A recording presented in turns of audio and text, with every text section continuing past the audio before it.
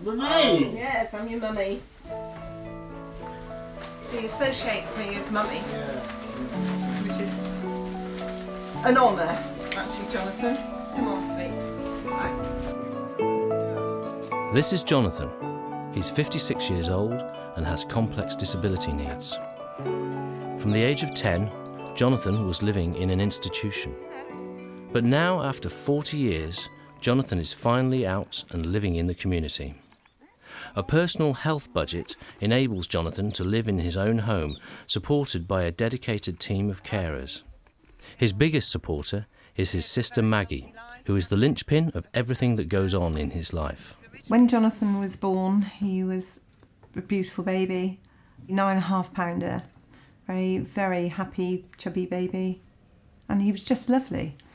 And we loved him dearly, and particularly I did, because I was 9 and I was dressing him up and taking him out in the pram and thinking I was mummy too.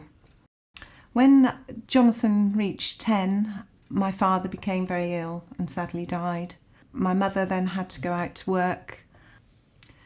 Jonathan's disability became very difficult at home.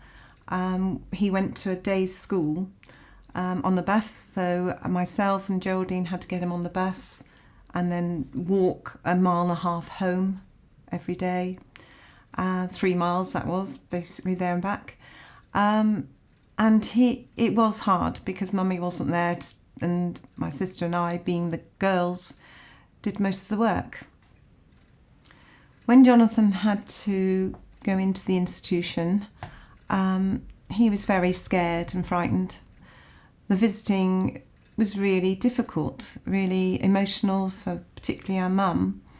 And there was lots of tears when we left him, and we just wanted to bring him home, but we knew there was no way, there was no support, no help for us to care for him at home.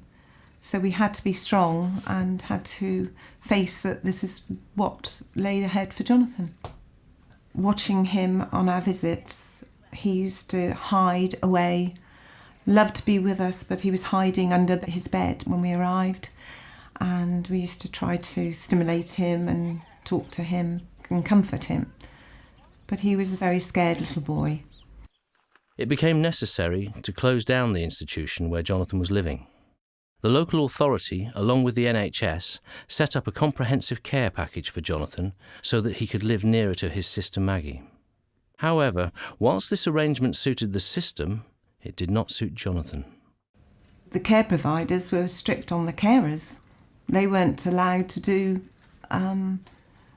free, independent things for Johnathan, which that's what the whole idea of him coming out, basically.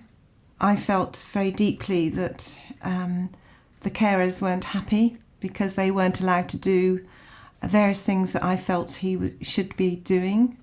I was told it was conflict of interest. So when I was approached that I could take the care over, I jumped at the idea. I found that I could do this just as well and better because he had complete freedom. Generally, when he wants to go out, he puts his coat on and his shoes. I'm one of 9 staff that, as you say, come in and support Johnathan, and the emphasis is obviously on advocating good care for him, and so that he's, well, as an enablers, we're here to help him make his own choices and support him in integrating with the community, and the interaction that comes with it. So I think it's an important area, you know, accessing local shops and people getting to know him and his face and calling him by his own name, and, you know, in feeling that normality, you know, and that part of the community. I think that's what's important. This couldn't have happened without a personal health budget. Johnathan has this independent living and is feeling so secure with his carers, and has a family life like he originally started with.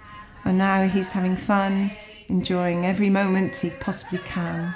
And as a family, we're just loving seeing him being so happy. Having my brother home is just amazing. My sister and I love him so much, and when we see him, it's very emotional because he's so happy.